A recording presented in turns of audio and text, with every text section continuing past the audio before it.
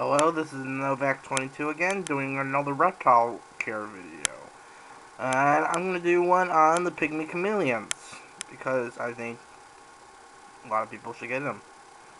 They're way better than other chameleons, because they only require terrarium rather than open air. They You can keep a large amount of these animals in not that big of a terrarium. I know when I was going to get them, I had like a 20 gallon, and I know for 20 gallon you could put two to three, maybe even four of these guys. There's different types of pygmy chameleons. There's the bearded uh, chameleon, Brevicivus, something like that, or Brachy, excuse me.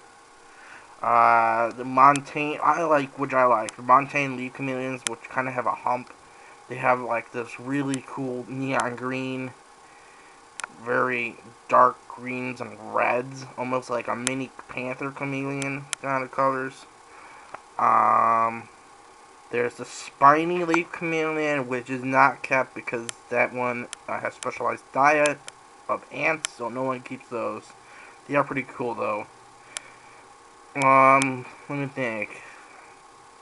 I know there's a mini Fisher's pygmy chameleon, which I have seen, but those would be more dwarf chameleons. They're not technically leaf chameleons, but they are similar care. Housing, like I said, terrariums. You don't want open air like other chameleons. These guys don't do well in open air. You want these guys, they don't really need tall because in the wild in Africa, they're mostly found in the brush. They're not really found. They're not found in trees. They're found like in the ground, shrubs. So you want just a normal. I mean, you could do a tall one, but I would do more like a square or rectangular terrarium. Decor. Oh, lights. These guys do not need that much heat. I mean, really, if you have to put a heat bulb in there or a basket bulb, do bare minimum. I mean, they do really well like crested geckos in room temperature. So you want like in the 70s and low 80s. Like I'd say low 80s in the daytime, like 75, 70, 76, 77 around that range at night. They're not even gonna really be basking. They hardly move. And they stay in one spot for the most part. So, let's see, what else? Branches, vines, climate. Put a lot of, like, fake plants, a lot of, like, ferns. I mean, you can even put some live plants like pothos. I love pothos. I used to get a lot of pothos plants. Those are really good for chameleons.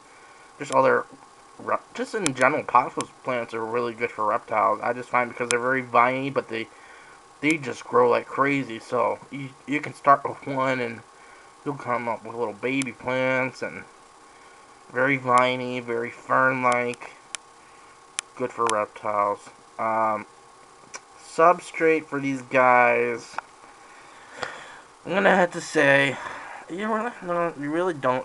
It's debatable. You could do like a simple just jungle mix, or I mean, obviously not sand or anything like that, but just maybe cocoa fiber or even some sphagnum moss for these guys. They're not mostly going to be on the ground. I mean, you might see them on the ground, laying eggs, you may even feeding a little bit, but for the most part, they don't really go on the ground. So, I mean, leave it up to your imagination. I mean, they are lowland, so they're mostly going to be up in, like, plants and vines and stuff. Good place to go. I would say I don't know, not if it's wide, but Pet Supplies Plus is a good place to go get vines. Or even go into, like, a dollar store. You can go find cheap fake vines, and they actually stretch and are bendable. That's a good cheap way. These guys are low maintenance. You're not gonna be I mean, you're hardly going to be taking them out. They don't move that much. They're like crested geckos. They're more like a looking animal than anything. Feeding wise, small crickets. I mean, just the standard crickets. I mean, these guys are tiny. These guys are small. I think most of them only get up to 3 inches, adult size. And I mean, they still change colors like normal chameleons, but they just are in like browns, greens, and kind of like yellowish color. You can't tell it in that picture though.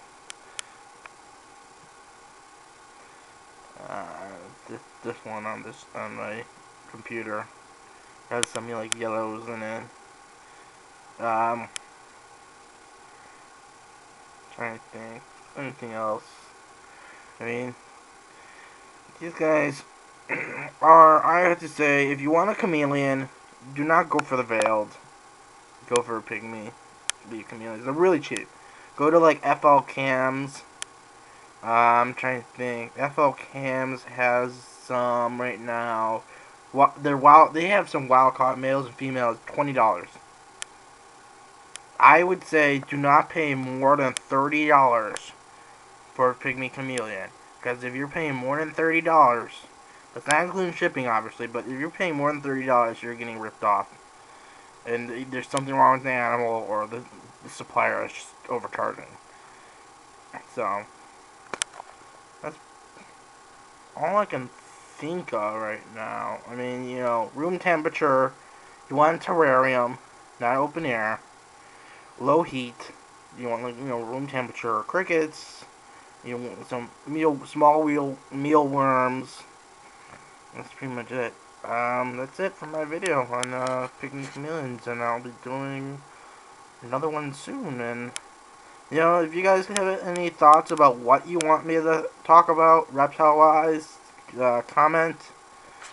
I mean, like I said, I kept reptiles for several years.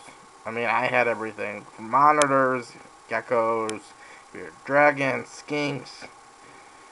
So, hit me up if you want any information. If there's a reptile out there that you're not sure about and you want some information about, let me know. I'll even find information if I don't know it myself. So, see ya.